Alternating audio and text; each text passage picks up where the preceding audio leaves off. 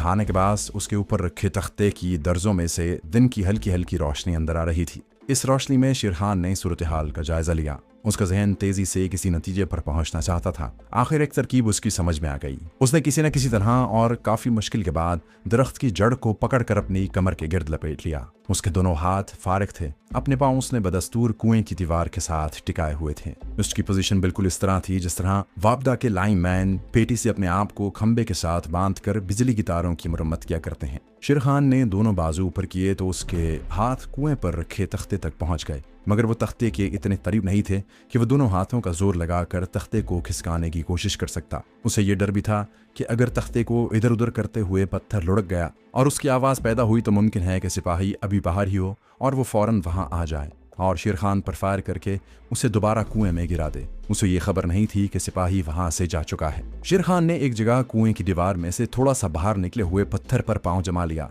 इसी तरह काफी जद्दोजहद के बाद वो दूसरा पांव भी गोल दीवार पर एक जगह टिकाने में कामयाब हो गया। उसने दीवार को पकड़कर अपने आप को जरा सा ऊपर उठाया। नीचे गिरने का खतरा नहीं था क्योंकि उसने अपने आप को दरख्त की जड़ के साथ बांधा हुआ था।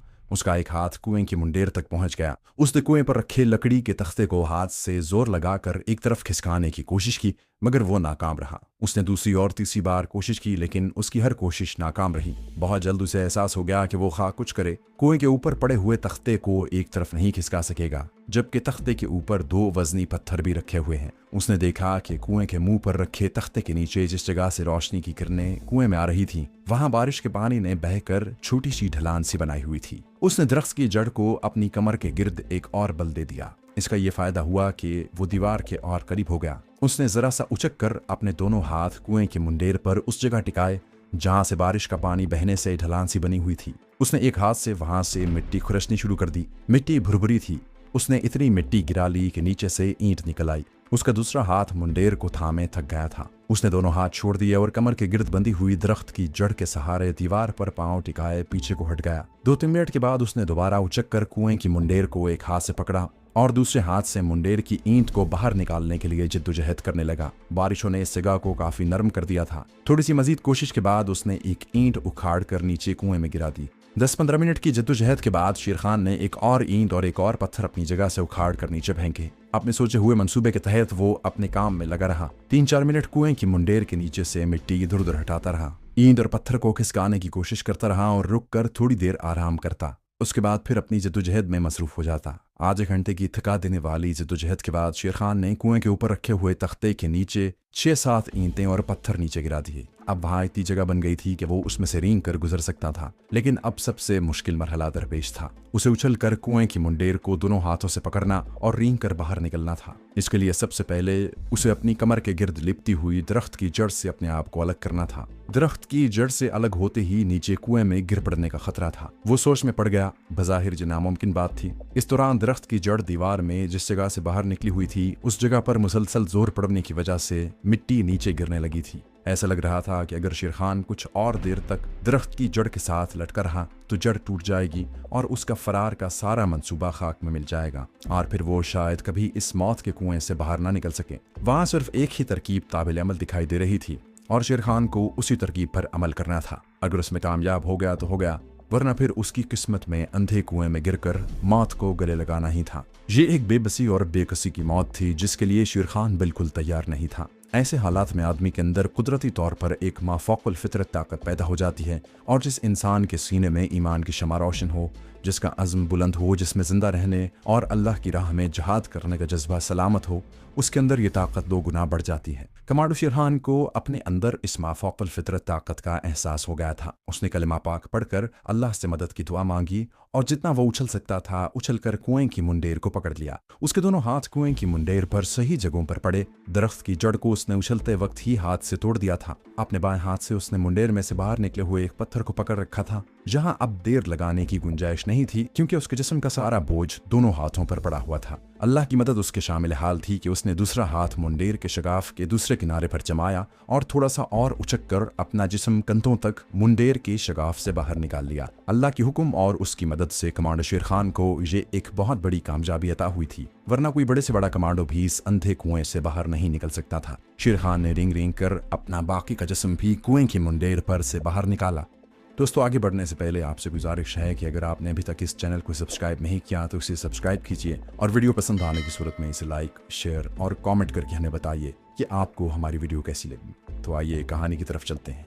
कुएं के ऊपर रखा हुआ तख्ता वैसे का वैसा ही पड़ा था। उस पर दोनों भारी पत्थर भी वैसे ही पड़े हुए थे। कुएं से बाहर निकलते ही शेर खान ने देखा कि धूप बिल्कुल गायब हो गई थी और आसमान पर काले काले बादल छा रहे थे। वो वहीं औंधा पड़ा रहा। उसने घास में से आहिस्ता से सर उठाकर इर्द गिर्द माहौल का जायजा लिया। वहां उसे कोई सिपाही दिखाई न दिया, लेकिन किसी सिपाही की मौजूदगी का खतरा मौजूद था। उठकर चलने के बजाय कमांडो शेर खान वहीं जमीन पर पड़े पड़े अंधे कुएं की मुखालिफ समत को रेंगने लगा। जंगल में वो खुली जगह थी जहां वो रेंग रहा था। घास और झाड़ियां कहीं थी भी और कहीं जमीन बिल्कुल बंजर थी। वहां उसे दूर से देखा जा सकता था, लेकिन शेर खान एक फौजी कमांडो की तरह जितनी तेज कोनियों के बल रेंग सकता था रेंगता चला जा रहा था। सामने कुछ फासले पर ऊंची झाड़ियां थी। इन झाड़ियों के पीछे जंगल के घने दरख्तों का सिलसिला शुरू हो जाता था। शेर खान ऊंची झाड़ियों में पहुंचकर रुका और फिर उठकर बैठ गया और पीछे मुड़कर देखने लगा। उसके पीछे जंगल का खाली हिस्सा सुनसान पड़ा था। ढके हुए अंधे कुएं के तख्ते पर भारी पत्थर उसी तरह मौजूद थे। वो आहिस्ता से उठा और झुककर दरख्तों की तरफ दौड़ पड़ा।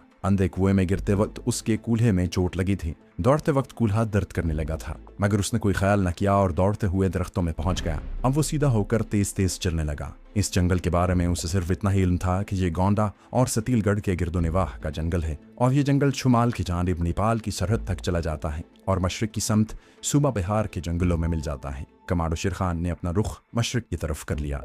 सूबा बिहार का कदीम तारीखी पस मंजर ये है कि महात्मा बुद्ध ने इस सरजमीन में जन्म लिया था, जो इलाका आजकल नेपाल की मिल्कियत है। 8वीं सदी ईस्वी में सूबा बिहार के शुमाल में भागलपुर से 24 मील दूर एक कदीम यूनिवर्सिटी विक्रमशिला हुआ करती थी। नालंदा और टेक्सला के बाद ये सबसे बड़ी यूनिवर्सिटी थी। इस यूनिवर्सिटी के अहाते की दीवार मजबूत और बुलंद थी। खिलजी दौर में इसे कला समझकर हमला किया गया। बाद में पता चला कि ये यूनिवर्सिटी है। वो लोग यूनिवर्सिटी को अपनी जबान में विहार कहते थे, जो बाद में बिगड़ते बिगड़ते बिहार बन गया और यही इस सूबे का नाम पड़ गया। उस वक्त बिहार का राजा धूमपाल था, लेकिन शेर खान अभी उत्तर प्रदेश के इलाके में ही था। जुनूब मशरिक की समत बिहार के सूबे की सरहद अभी काफी फासले पर थी। शेर खान इन जंगलात से निकलकर किसी शहर में चला जाना चाहता था, जहां से वो दिल्ली होता हुआ कश्मीर की जानिब निकल जाना चाहता था। उसे यकीन था कि कम से कम एक रोज तक उसके फरार का इल्म पीछे किसी को नहीं हो सकता, क्योंकि वो लोग अपनी तरफ से उसे मार चुके थे। फिर भी इस बात का इम्कान था कि मक्कार चीफ मालिक राम शेर खान की लाश देखने वहां पहुंच जाएगा।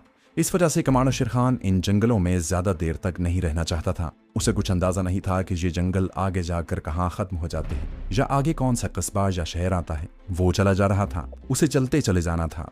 आसमान पर बादल ही बादल थे, किसी वक्त भी बारिश शुरू हो सकती थी। बारिश की सूरत में शेर खान अपना सफर जारी नहीं रख सकता था। उसे किसी न किसी जगह छुपकर बारिश के रुकने का इंतजार करना था। अभी बारिश शुरू ही नहीं हुई थी, चुनाचे वो बारिश के आने से पहले ज्यादा से ज्यादा फासला तय कर लेना चाहता था। इन जंगलों में शेर चींटों का भी खतरा था। इनसे बचाव के लिए शेर खान के पास कोई हथियार नहीं था। वो बड़ा चौकन्ना होकर जा रहा था। जरा सियाहट पर वो गौर से दाएं बाएं देखने लगता। उसने जंगल का एक हिस्सा अबूर कर लिया। आगे खुली जगह थी जहां कहीं कहीं सिर्फ जर्द रंग की सूखी घास थी और कहीं कहीं ताड़ और नारियल के इक्का दुक्का दरख्त सर उठाए खड़े थे। वो इस मैदान से भी गुजर गया। मैदान की दूसरी तरफ एक और जंगल शुरू हो जाता था। चलने से शेर खान का जिस्म गर्म हो गया था और उसके कूल्हे की दर्द भी खत्म हो गई थी। आगे जो जंगल था वो इतना घना नहीं था। कहीं कहीं दरख्तों के झुंड थे। बीच में ऊंची नीची झाड़ियां और घास वाली खुली जमीन थी। एक जगह नारियल के दरख्त के नीचे 3-4 कच्चे नारियल गिरे पड़े थे। कमांडो शेर खान ने एक नारियल तोड़कर उसके पानी से प्यास बुझाई और आगे चल पड़ा। अब बूंदाबांदी शुरू हो गई थी। ये बूंदाबांदी तेज बारिश में भी बदल सकती थी। भारत के वस्ती जंगलों की तेज बारिशों का कमांडो शेर खान को तजुर्बा था। ये बड़ी मूसलाधार बारिश होती है। जंगल में बारिश शुरू हो जाए तो आदमी को छुपने के लिए मुश्किल ही कोई जगह मिलती है। दरख्तों के नीचे बारिश का पानी परनालों की तरह गिरता है। ये सब बारानी जंगल हैं और जहाँ की तेज बारिशों में जंगली दरिंदे और दूसरे जानवर भी अपने ठिकानों से बाहर नहीं निकलते। शेर खान को किसी ऐसी जगह की भी तलाश थी कि अगर बारिश तेज हो जाए तो वहां पनाह ली जा सके। खुला मैदान खत्म हुआ तो एक जगह दरख्तों के झुंड में से एक दीवार सी दिखाई दी। शेर खान तेज कदमों से चलकर दीवार के पास आ गया। ये एक तालाब के अहाते की दीवार का बचा हुआ हिस्सा था। दीवार की दूसरी जानिब एक तालाब था। तालाब के किनारे एक छोटी सी मंदिर नुमा इमारत थी। ऐसे तालाब को जिसके किनारे छोटा सा मखरूती मीनार वाला मंदिर हो राम तलाई कहते हैं। ऐसी राम तलाइयों के बारे में ये रिवायत मशहूर है कि जहाँ अपने बनवास के दिनों में रामचंद्र जी ने कुछ देर क़याम किया था। बारिश तेज हो गई थी। शेर खान तालाब के किनारे वाले छोटे से मंदिर में आकर बैठ गया। ये मंदिर आम मंदिरों जैसा नहीं था। इसके अंदर कोई मूर्ति नहीं थी, बस एक छोटी सी ड्योढ़ी थी जिसके ऊपर मखरूती मीनार वाली छत थी। उसके आगे सीढ़ियां शुरू हो जाती थीं जो तालाब में उतर गई थीं। बारिश ने जंगल में शोर मचा दिया, लेकिन कुछ देर तक मूसलाधार बारिश होने के बाद खिलाफ तवक्को बारिश रुक गई। कमांडो शेर खान सोचने लगा कि जहां से उसे किस तरफ जाना चाहिए। उसे किसी भी ऐसे रास्ते का इल्म नहीं था जो उसे जंगल से बाहर ले जाता। इन जंगलों में आदमी भटक जाए तो फिर अल्लाह ही उसका हाफिज। शेर खान राम तलाई के गुफा नुमा मंदिर की ड्योढ़ी में बैठा सोचता रहा कि वो किस तरफ को जाए। अभी तक उसे जंगल में कोई झोंपड़ी तक दिखाई नहीं दी थी, कोई देहाती भी नजर नहीं आया था कि वो उससे कुछ पूछता। बारिश रुक गई थी। अभी वो किसी फैसले पर नहीं पहुंचा था कि उसे ढोलक और खड़तालों की आवाज सुनाई दी। वो मंदिर से निकलकर एक दरख्त के पीछे आ गया और जिस तरफ से ढोलक और खड़तालों के बजने की आवाजें आ रही थीं, उस तरफ देखने लगा। उसने देखा कि 6-7 आदमी जुलूस की शक्ल में दरख्तों में चले आ रहे हैं। उनके दरमियान एक औरत है जिसके गेरुए रंग की साड़ी है, बाल खुले हैं। एक आदमी ढोलक बजा रहा है, एक आदमी खड़तालें बजा रहा है। गेरुए साड़ी वाली औरत खड़तालों और ढोलक की ताल पर आहिस्ता आहिस्ता सर को दाएं बाएं हिलाती चली आ रही है। आदमियों ने उसे घेरे में लिया हुआ है। 2 आदमी पीछे पीछे आ रहे थे। इनमें से एक आदमी ने एक थैला उठा रखा था। ये जुलूस राम तलाई वाले मंदिर के पास आकर रुक गया। जहां आकर 2 आदमियों ने कोई भजन गाना शुरू कर दिया। औरत उन दोनों के दरमियान खड़ी थी, खड़ताल बज रही थी। औरत अपने खुले लंबे बालों के साथ दाएं बाएं सर हिला रही थी जैसे जज्ब के आलम में हो। जिस आदमी ने थैला उठा रखा था वो औरत के करीब हो गया। उसने थैले में हाथ डालकर एक छोटे साइज का त्रिशूल निकाला और औरत की तरफ उछाल दिया। औरत ने सर हिलाते हिलाते त्रिशूल को थामा। वो त्रिशूल को बार बार चूम रही थी और रक्स कर रही थी। सारे आदमी उसके इर्द गिर्द हल्का बनाकर बैठ गए। कमांडो शेर खान दरख्त की ओट से ये सारा पुरस्कार मंजर देख रहा था। फिर साज चुप हो गए, भजन की आवाजें भी खामोश हो गईं। औरत के हाथों में त्रिशूल था और वो उसे सीने से लगाकर जमीन पर बैठ गई। उसका सर झुका हुआ था और बाल आगे को गिरे हुए थे। एक हट्टा कट्टा आदमी जिसने पुजारियों वाला लिबास पहना हुआ था उठा। उसने औरत के हाथ से त्रिशूल लेकर उसके सर के गिर्द 3-4 मरतबा घुमाया और बुलंद आवाज में कोई अश्लोक या मंत्र पढ़ा। मंत्र के खत्म होने पर सब आदमियों ने राम जी की जय, सीता मैया की जय का नारा लगाया। पुजारी ने सर झुकाकर बैठी हुई औरत का हाथ पकड़ा और उसे लेकर मंदिर की ड्योढ़ी की तरफ बढ़ा। औरत के चलने के अंदाज से साफ जाहिर हो रहा था कि वो उस आदमी के साथ नहीं जाना चाहती, मगर पुजारी उसे खींचते हुए लिए जा रहे थे। बाकी आदमियों ने औरत के गिर्द हल्का बना लिया था और वो भी मंदिर की तरफ बढ़ रहे थे। 3 आदमी जिनमें पुजारी भी था औरत को लेकर मंदिर की ड्योढ़ी में दाखिल हो गए। बाकी मंदिर के बाहर खड़े होकर बुलंद आवाज में भजन गाने लगे। ढोलक और खड़तालें फिर से बजने लगी।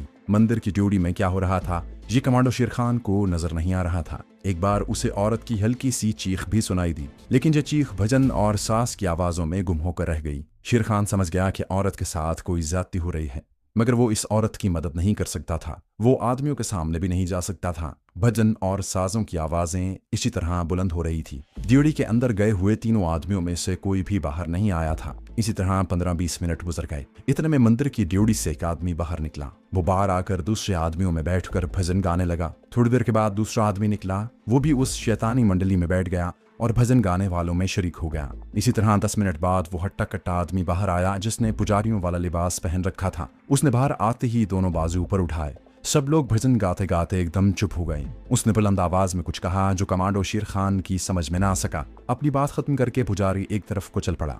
सब लोगों ने खामोशी के तिलिस्म को तोड़ते हुए जय राम जी की जय, जय सीता मैया की जय, सबके सब की जय जयकार की रट लगाए और भजन गाते ढोलक और खड़तालें बजाते पुजारी के पीछे पीछे चल पड़े। चंद लम्हों के बाद वो जिधर से आए थे उधर को ही गायब हो गए। जब ये शैतानी मंडली कमांडो शेर खान की नज़रों से ओझल हो गई और उसके गाने बजाने की आवाज़ें भी गायब हो गईं, तो वो राम तलाई वाले मंदिर की तरफ बढ़ा। मंदिर के अंदर और बाहर सन्नाटा छाया हुआ था। पहले तो वो ये समझा कि औरत मर चुकी है और इन लोगों ने उसे अपनी हवस का निशाना बना के हलाक कर डाला है ताकि उनकी दरिंदगी का कोई सबूत बाकी न रहे। लेकिन अचानक उसे अंदर किसी के हौले हौले कराहने की आवाज आई। शेर खान दबे पांव मंदिर की ड्योढ़ी में दाखिल हो गया। उसने देखा कि मंदिर की मीम रोशन ड्योढ़ी के कोने वाले सुतून के साथ वही गेरुई साड़ी वाली औरत रस्सियों से बंधी हुई है। उसे इस तरह बांधा गया था कि वो जरा भी हरकत नहीं कर सकती थी और वो सर नीचे गिराए कराह रही थी। कमांडो शेर खान जल्दी से उसके पास गया और उसने उसकी रस्सियां खोलनी शुरू कर दी। औरत ने सर उठाकर शेर खान को देखा और सहमी हुई आवाज में कहा,